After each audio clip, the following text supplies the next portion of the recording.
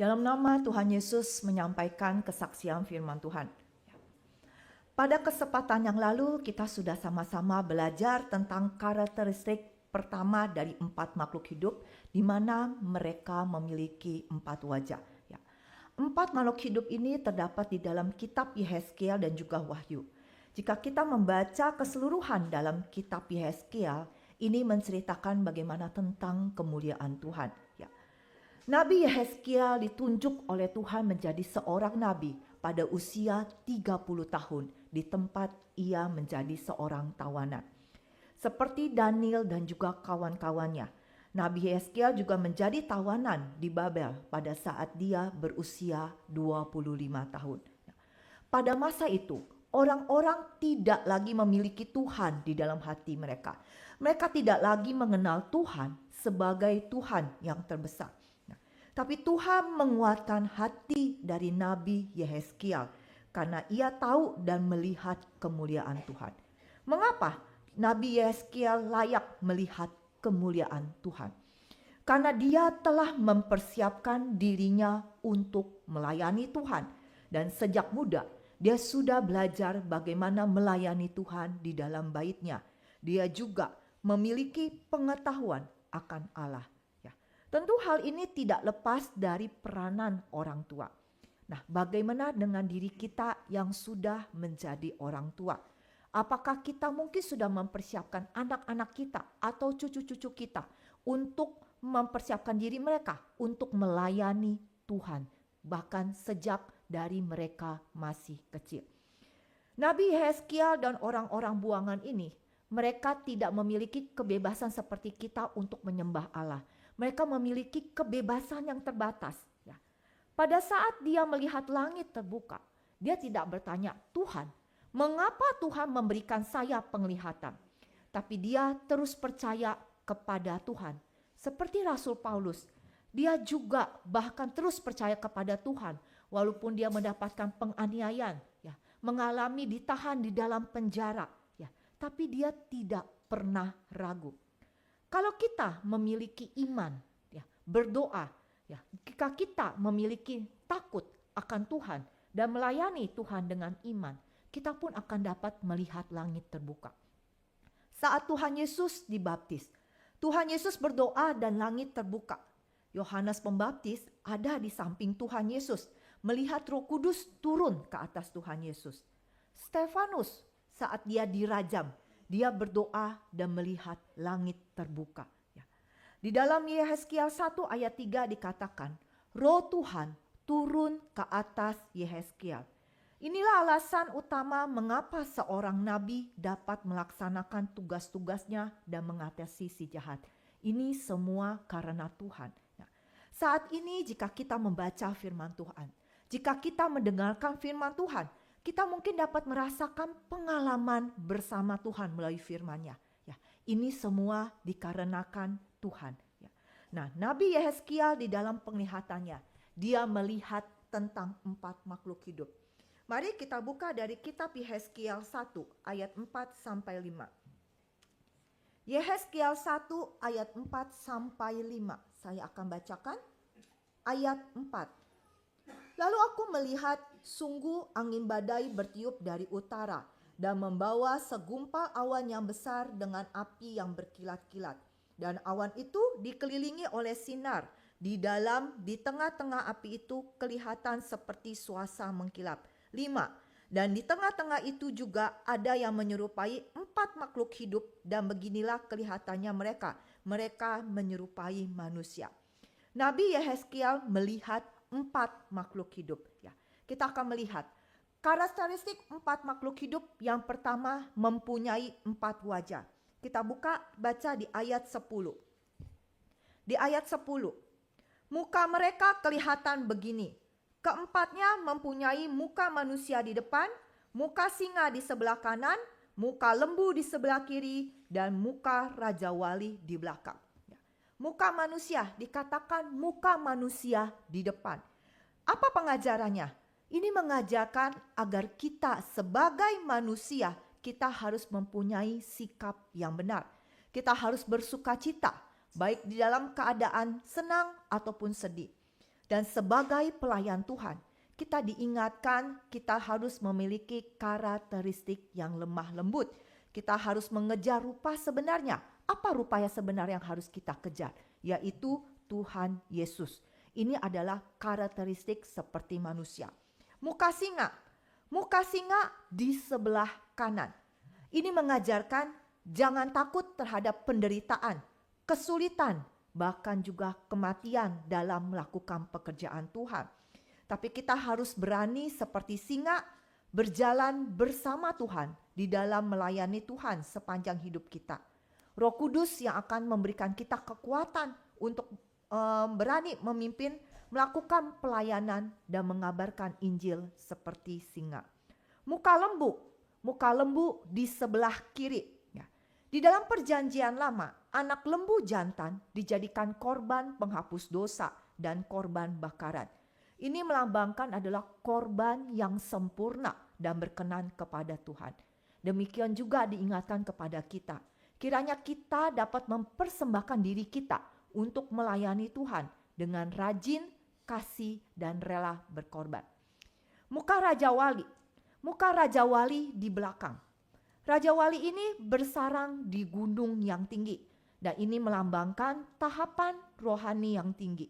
Nah, begitu pula dengan kita diajarkan, kiranya kita mengerti kehendak Tuhan, melihat lebih jauh, tidak bertindak gegabah dan menunggu waktu Tuhan.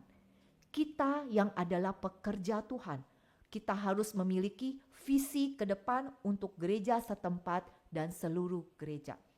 Pada malam hari ini kita akan belajar sama-sama dari firman Tuhan tentang karakteristik yang lainnya. Yaitu yang kedua, yaitu kaki. Kita baca bersama-sama dari Yehezkiel 1 ayat 6 sampai 7. Ayat 6, 1, 2, 3.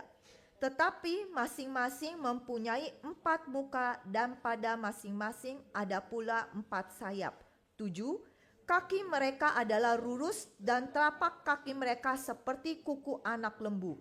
Kaki-kaki ini mengkilap seperti tembaga yang baru digosok. Dikatakan dalam firman Tuhan, kaki mereka adalah lurus. Telapak kaki mereka seperti kuku anak lembu. Dan kaki-kaki ini mengkilap seperti tembaga yang baru digosok. Apa pengajarannya bagi kita? Pertama, kaki yang lurus ini melambangkan perbuatan dan perilaku kita. Kita buka dari Ulangan 16 ayat 19. Ulangan 16 ayat 19. Ulangan 16 ayat 19. Janganlah memutarbalikan keadilan. Janganlah memandang bulu dan janganlah menerima suap.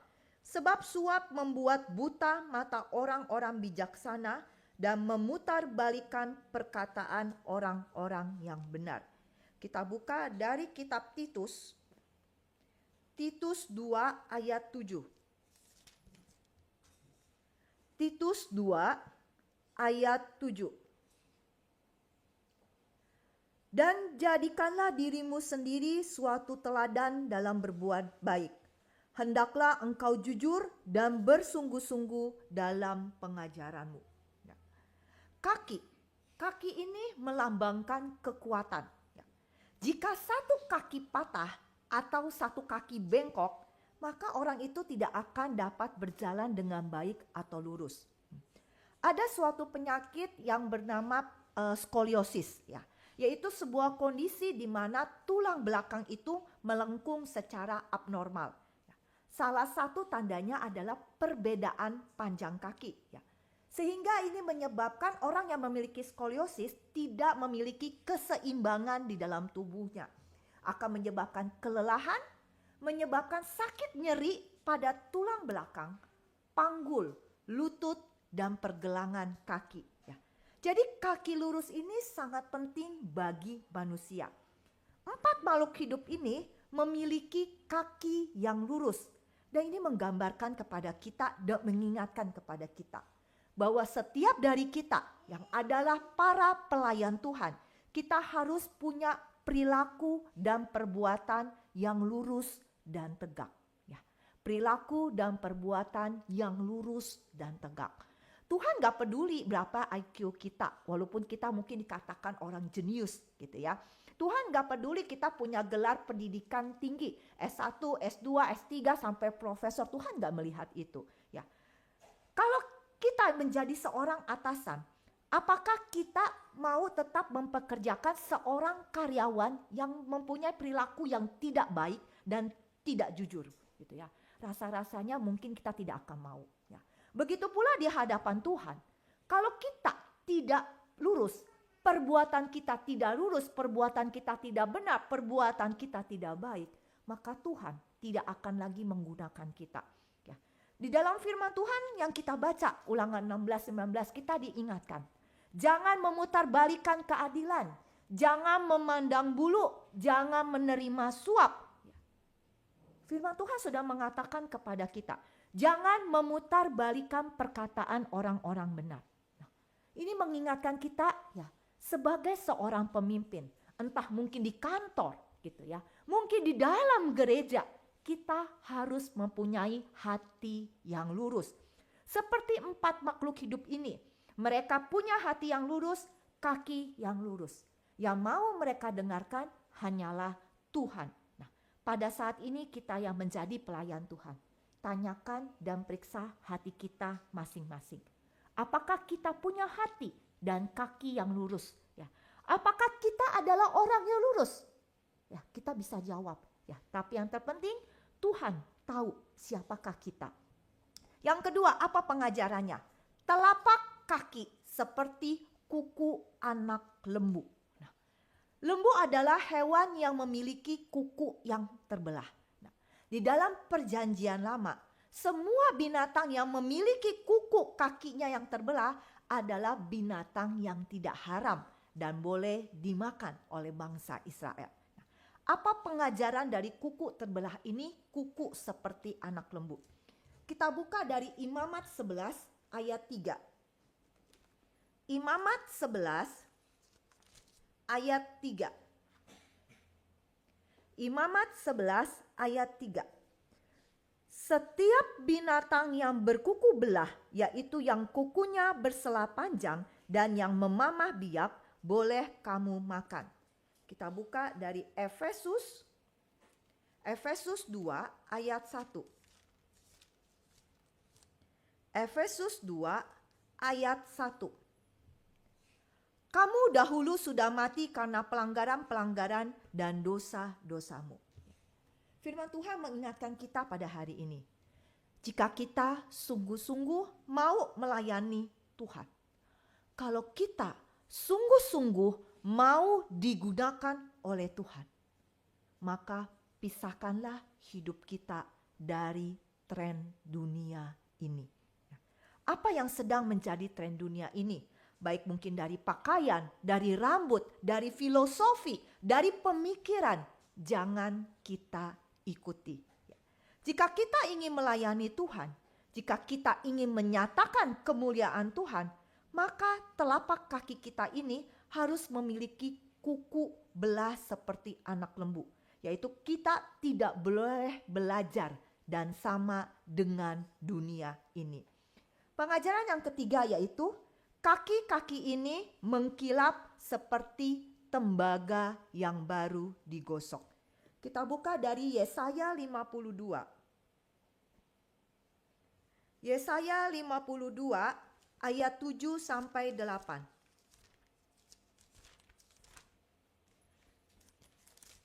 Yesaya 52 ayat 7 sampai 8. Ayat 7. Betapa indahnya kelihatan dari puncak bukit-bukit kedatangan pembawa berita yang mengabarkan berita damai dan memberitakan kabar baik, yang mengabarkan berita selamat dan berkata kepada Sion, Allahmu itu Raja. 8. Dengarlah suara orang-orang yang mengawal engkau. Mereka bersama-sama bersorak-sorai. Sebab dengan mata kepala sendiri mereka melihat bagaimana Tuhan kembali ke Sion. Tembaga, jika dia digosok, dia akan menjadi seperti kuningan yang bersinar. Ini menunjukkan tentang kaki-kaki yang mengkilap. Kaki-kaki yang mengkilap ini merupakan kaki-kaki yang membawa kabar baik, yang pergi ke atas puncak bukit dan memberitakan kepada orang-orang semua kabar baik. Apa sih kabar baik ini? Kabar baik ini adalah yang pertama, Tuhan Yesus sudah datang untuk menyelamatkan orang yang berdosa. Yang kedua, Tuhan Yesuslah yang akan memberikan kita kebebasan yang sesungguhnya. Ya. Pada hari ini, apakah kita sudah menyampaikan kabar baik ini kepada orang-orang yang kita kenal? Banyak sekali cara yang dapat dilakukan untuk melakukan penginjilan. Tapi terletak masalahnya itu adalah kita mau atau tidak. Ya. Nah, jika hati kita mau terus memuliakan Tuhan, mari kita lakukanlah penginjilan. Ya. Lakukanlah sebagai gaya kehidupan kita. Banyak sekali metode yang dapat kita lakukan. Ya, mulai mungkin dari media sosial gitu ya. Mungkin kita bisa bercerita, kita bisa bersaksi dari yang sederhana. Gitu ya. Nah, tadi di kebaktian Sabat pagi, saya kebaktian doa pagi, saya mendengar ada suatu gitu kisah gitu ya, kisah nyata. Jadi ada seorang diaken dari gereja kita gitu ya. Dia pergi bisnis gitu ke Surabaya. Dia punya suatu customer lama gitu ya. Mereka hubungannya baik. Nah, customer ini bertanya kepada dia, Bapak orang Kristen kan? Iya, kenapa? Lalu dia bertanya, kenapa Bapak tidak pernah mengabarkan Injil kepada saya? Sekarang saya sudah percaya loh kepada Tuhan. Tapi saya mendengarkan Injil ini dari orang lain. Ya. Saat saya mendengarkan kisah ini gitu ya, saya jadi bercermin gitu ya. Jadi introspeksi, apakah saya sudah melakukan penginjilan? Apakah kita sudah berusaha melakukan penginjilan? Mungkin kita bilang, oh saya malu, saya nggak bisa bicara, oke gitu ya. Tapi kita punya masing-masing, mungkin sekarang punya orang masing-masing punya handphone gitu ya. Kalau kita malu, kita bisa beritakan Injil ya, lewat Sahu Bagi Jiwa yang kita punya ya, atau ayat-ayat Alkitab yang kita terima kita bagikan kepada mereka. Itu hanya tinggal diklik gitu ya. Masalahnya kadang mau atau tidak mau kita melakukan penginjilan. Kalau kita mau, itu semua sepertinya bukan hambatan. Ya, kita pasti akan mau melakukannya, walaupun mungkin kadang-kala kita susah untuk membuka mulut. Tapi kita punya keinginan, kita akan cari cara bagaimana kita menginjil. Ya. Tapi kalau kita punya kemampuan, ya, dan kita tidak mau, kita tidak akan menjalankan apa itu namanya penginjilan, gitu ya. Jadi mari kita bersama-sama menjadi kaki-kaki yang membawakan kabar baik ini, yang melakukan penginjilan. Mulai dari cerita hal yang sederhana. Kalau kita sakit, kita boleh bercerita misalkannya kepada saudara kita mungkin, atau orang tua kita yang belum percaya bahwa saya hari ini sudah disembuhkan oleh Tuhan Yesus. Ceritakanlah hal-hal yang sederhana yang dapat memuliakan nama Tuhan, sehingga kita dapat menjadi alat-alat untuk memuliakan nama Tuhan. Dapat menjadikan penginjilan ini menjadi gaya hidup di dalam kehidupan kita. Karakteristik yang ketiga yaitu 4 sayap. Ya, dikatakan di dalam ayat 11 ya, sayap-sayap mereka dikembangkan ke atas. Mereka saling menyentuh dengan sepasang sayapnya dan sepasang sayap yang lain menutupi badan mereka. Ya, Yeskiel 1 ayat 11. Apa fungsi dari 4 sayap ini yang dimiliki 4 makhluk hidup? Ya, mereka ini sungguh sangat spesial gitu ya. Yang pertama, sepasang sayap digunakan untuk terbang dan untuk melayani Tuhan. Yang sayap yang lainnya untuk menutupi dirinya dan merendahkan dirinya. Ya. Namanya manusia, kalau mau pamer rasanya nggak sulit gitu ya. Kalau mau menunjukkan prestasi yang mungkin yang dicapai, kebolehan apa yang kita miliki itu rasanya nggak sulit zaman sekarang. Ya, tinggal posting, tinggal share, langsung gitu ya. Kita orang semua mungkin yang bisa jadi followernya kita mungkin bisa melihat kalau di media sosial. Mungkin juga kalau kita yang berteman dengannya di status WA, kita bisa melihat nggak sulit zaman sekarang kalau mau pamer gitu ya. Nah, tetapi di dalam pelayanan kita diingatkan kita itu tidak bisa seperti ini ya. Kita itu tidak bisa mau mencari pujian hanya untuk diri kita sendiri, mencari perhatian untuk diri kita sendiri. Karena yang kita layani ini bukan manusia, yang kita layani ini Tuhan. Harusnya Tuhan yang kita tinggikan dan kita itu semakin direndahkan di hadapan Tuhan ya. Malaikat Tuhan, mereka juga ciptaan Tuhan yang indah. Mereka punya sayap yang dapat digunakan untuk terbang. Tapi Tuhan juga menciptakan sayap lain untuk menutupi diri mereka. Pada saat yang sama ketika kita terbang, kita harus menutupi tubuh dan merendahkan diri serta membunyikan diri. Ya. Pada saat Tuhan Yesus melakukan mujizat yaitu memberi makan 5.000 orang gitu ya. Apa yang Tuhan lakukan setelah itu? Tuhan pergi ya, dia menyendiri dan dia berdoa gitu ya. Nah, biasanya manusia saat melakukan hal yang besar ya, yang diinginkan adalah biasanya banyak orang mau kenal gitu ya. Lihat nih ya, saya sudah melakukan ini, saya sudah melakukan sumbangan, mungkin saya sudah melakukan pekerjaan-pekerjaan besar. Nah, mungkin itu akan dibagikan di dalam platform media sosial pribadinya gitu ya. Kalau bisa, hal ini mau di-share di seluruh dunia gitu ya. Jadi orang-orang bisa mengenal diri mereka. Ini manusia, ini umumnya seperti ini gitu ya. Tapi Tuhan Yesus memberikan kita sebagai satu contoh teladan yang baik. Pada saat dia setelah melakukan memberikan makan 5.000 orang laki-laki tidak termasuk perempuan dan anak-anak. Dia tidak memegahkan dirinya ya. Dia tidak pamer, tapi dia malah menyembunyikan dirinya dan dia berdoa ya. Dia pergi ke pegunungan, dia membutuhkan waktu sendirian, dia membutuhkan waktu bersama Tuhan dan dia menyembunyikan dirinya dan berdoa. Inilah yang diajarkan kepada kita oleh Tuhan Yesus dan juga 4 makhluk hidup ini. Setelah kita melayani Tuhan ya, dan mungkin ada orang-orang yang mengenali kita, memuji kita, kita jangan sampai lupa diri gitu ya. Jangan sampai kita merasa wah sayalah yang hebat gitu ya. Tapi kita harus rendah hati dan kita harus mengingat bahwa ini yang kita layani adalah Tuhan. Dan kemuliaan itu harus dikembalikan pada Tuhan, bukan saya yang mengambil kemuliaan Tuhan. Dan ini sungguh sangat penting ya. Nah, di dalam Yeskiel 1 ayat 9 dan 11 dikatakan yang pertama, bahwa sayap-sayap itu saling bersentuhan satu sama lain. 4 makhluk hidup itu saling bersentuhan, semua sayap mereka bersentuhan. Apa yang bisa diajarkan kita pada malam hari ini?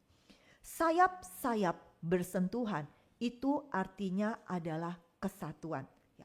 Tidak peduli betapa cemerlangnya saya, tidak peduli betapa pintarnya diri kita. Kita ini bukan satu-satunya ciptaan Tuhan. Tidak ada yang membuat diri kita lebih spesial daripada yang lain. Demi kemuliaan Tuhan dinyatakan, semua malaikat, semua sayap harus bersentuhan satu sama lain. Itulah kesatuan. Kalau kita bersatu, maka kemuliaan Tuhan dinyatakan. Pada hari ini, kalau kemuliaan Tuhan mau dinyatakan di dalam gerejanya, kita jangan berkelahi. Ya, kita tahu ya, setiap orang itu punya satu kepala, pasti punya satu pikiran.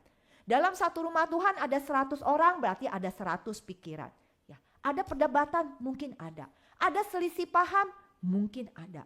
Ya, tapi perbedaan pendapat, selisih paham apa yang ada, mari kita selesaikan dengan segala kerendahan hati kita. Ya, kalau di dalam rapat mungkin kita punya perbedaan pendapat. Tapi kalau apa yang kita mungkin kita pikirkan, kita mau kemukakan gitu ya. Tapi setelah rapat selesai, apa yang sudah menjadi hasil itulah yang kita taati gitu ya. Dan jangan keluar dari rapat kita mungkin saling bermusuhan gitu ya. Itu yang saya pelajari dari organisasi di gereja. Ya, pada saat rapat mau kemukakan pendapat. Tapi kalau sudah selesai keluar dari rapat, apa yang sudah menjadi hasil yang sudah didoakan, itulah yang kita taati dan kita jalankan. Ya, Tapi jangan selesai keluar rapat, kita masih tetap saling tidak acuh, saling bermusuhan karena selisih pendapat yang tadi. Kalau seperti itu, gereja tidak akan bersatu. Nah, kita pada hari ini diingatkan oleh firman Tuhan. Kita punya hati yang sama, kita punya darah yang sama, yaitu Tuhan Yesus. Ya. Jadi kita harus ingat, di dalam diri saya, di dalam semua saudara-saudari mengalir darah yang sama, yaitu darah Tuhan Yesus yang berharga. Pada saat kita sudah dibaptis, kita sudah menjadi satu keluarga besar gereja Yesus sejati. Namanya keluarga itu ya harus bersatu ya. Coba kita kalau di dalam rumah, suami istri, anak-anak setiap hari bertengkar dari pagi sampai malam. Bangun tidur bertengkar, sampai mau tutup mata, mau tidur juga bertengkar. Apakah di dalam rumah kita ada damai sejahtera? Rasa-rasanya enggak ada, yang ada sakit kepala ya. Nah, jika jemaat saling memperhatikan setiap seperti sayap yang saling bersentuhan satu sama lain, bukankah di dalam gereja itu akan ada damai dan sukacita? Ya, kita semua bisa merasakan akan hal ini. Kita buka dari Filipi 2 ayat 1 sampai 2. Kita buka dari Filipi 2 ayat 1 sampai 2. Filipi 2 ayat 1 sampai 2 kita akan baca bersama-sama. 1, 2, 3. Jadi karena dalam Kristus ada nasihat, ada penghiburan kasih, ada persekutuan roh, ada kasih mesra dan belas kasihan. 2. Karena itu sempurnakanlah sukacitaku dengan ini. Hendaklah kamu sehati sepikir dalam satu kasih, satu jiwa, satu tujuan. Nah, firman Tuhan mengingatkan kita. Inilah kesatuan roh, semuanya untuk kemuliaan Tuhan. Yang kedua, apa pengajarannya bagi kita tentang sayap ini? Mereka tidak berbalik kalau berjalan, masing-masing berjalan lurus ke depan. Kita buka dari Yehezkiel 1 ayat 9. Yehezkiel 1 ayat 9. Nah, saya akan bacakan ayat 9. Mereka saling menyentuh dengan sayapnya, mereka tidak berbalik kalau berjalan, masing-masing berjalan lurus ke depan. Apa pengajarannya bagi kita? 4 makhluk hidup ini, mereka fokus dan tidak teralihkan pandangannya. Mereka tahu kemana tujuan mereka. Mereka tahu mau pergi ke arah mana, yaitu yang sudah ditentukan oleh Tuhan, yaitu lurus ke depan. Nah, hari ini pengajarannya pada kita. Bagaimana dengan kita? Apakah kita mudah sekali teralihkan? Ya, kita boleh jujur gitu ya, pada diri masing-masing. Saya juga gitu ya. Kadang-kadang kalau kita mau berdoa, baca Alkitab, apakah kita suka teralihkan dengan HP kita? Gitu, jujur gitu ya. Saya pernah nih gitu ya. Saya kadang-kadang gitu ya. Kita cek-cek status gitu ya, sampai nggak sadar kadang udah menghabiskan berapa waktu gitu ya. Akhirnya kelelahan dan mungkin nggak jadi baca Alkitab, akhirnya tidur gitu ya. Kadang-kadang kita seperti ini gitu ya, teralihkan dengan hal-hal yang ada di sekitar kita gitu ya. Mungkin kalau kita mengerjakan sesuatu, tiba-tiba kita lihat ada apa, kita keluar gitu ya. Akhirnya pekerjaan yang kita kerjakan itu jadi tidak dikerjakan dengan baik gitu ya. Jadi fokus kita teralihkan. Kalau mungkin contohnya seperti anak-anak di kelas gitu ya. Kadang-kadang kalau gurunya suruh mereka memperhatikan, mengerjakan gitu ya. Dia lihat temannya lagi ngapain. Tadi dia nengok ke kanan, dia nengok ke kiri, nengok ke belakang gitu ya. Nah, waktu kecil saya juga pernah mengalami kayak gitu. Kita tidak fokus gitu ya. Kita tidak mengerjakan sesuatu dengan baik, kita malah jadi lebih ikut gitu ya, apa yang ada di sekitar kita, kita jadi teralihkan. Nah, jika kita sering berputar balik, iman kita itu tidak akan bertumbuh gitu ya. Nah, tapi Tuhan Yesus memberikan kita satu teladan yang baik ya. Karena kasihnya, Tuhan tidak berbalik, Tuhan tidak terganggu ya. Tuhan terus maju sampai ke depan kayu salib, mati bagi kita. Dan dia tidak mengatakan, tidak ada alasan mengatakan, tidak, saya tidak mau mati di kayu salib. Tidak seperti itu. Nah, sekarang pada hari ini di dalam hidup kita, ada gak suatu cita-cita atau karir, keinginan yang ingin kita capai gitu ya. Kalau ada, kita jangan pernah berhenti. capai itu, kejar itu karir kita mungkin, atau kejar sesuatu yang impian kita. Ya. Nah, jika seorang atlet dia ingin memiliki gelar gitu, juara, dia tentu harus fokus, dia tentu harus mencapai semuanya itu. Ya, dia nggak boleh terganggu, dia harus maju ke depan, dia harus berlatih, harus mungkin dia makan makanan bergizi yang sudah ditentukan oleh pelatihnya, oleh dokternya, agar dia mendapatkan juara. Ya.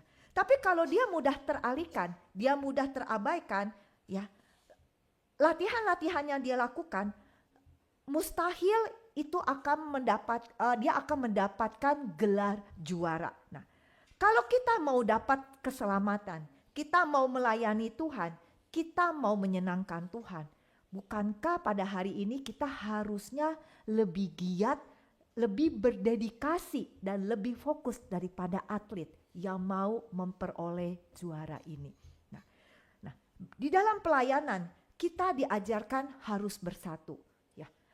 Para pengerja juga harus bersatu. Para pelayan Tuhan harus bersatu gitu ya. Yang kita lihat jangan kekurangan atau kelemahan orang lain. Karena kita paling gampang lihat kekurangan, kelemahan orang lain daripada melihat kelebihan dan kebaikan orang lain ya.